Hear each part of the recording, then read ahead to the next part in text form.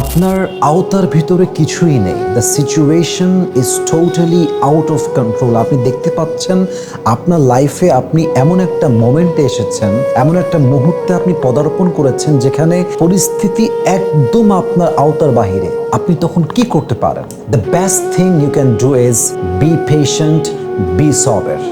ঠিক সেই মুহূর্তে ধৈর্যের মতো হাতিয়ার আপনাকে সবচেয়ে বেশি আপন করতে হবে। মাথায় রাখবেন, আপনি দেখতে পাচ্ছেন যে প্রতিনিয়ত মানুষ আপনাকে কষ্ট দিয়েই যাচ্ছে, মানুষ আপনাকে ব্লেম দিয়েই যাচ্ছে।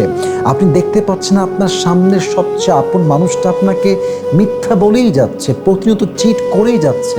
আপনি সব জানেন, বাট সেই মুহূর্তে সব কিছুকে ইগনোর করে, নজরান্দাজ করে যদি আপনি ধৈর্যের মতো বড় হাতিয়ারকে আপন করতে পারেন, বিশ্বাস রাখেন রবের রহমতের দরজা আপনার জন্য এত বিশাল আকারে খুলবে যে আপনি কল্পনাই করতে পারবেন না।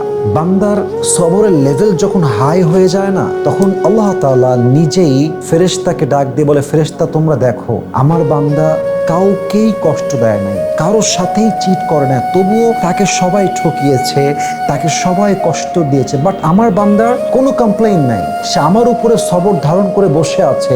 তোমরা সাক্ষী থাকো, আমার বান্দার সমস্ত কষ্ট আমি আল্লাহ দূর করব এবং আমার বান্দার অস্থির মনটাকে আমি এত শান্ত করব যে আমার বান্দা কল্পনাই করতে পারবে না। সুবহানাল্লাহ। So please don't be frustrated, don't be upset and never lose hope.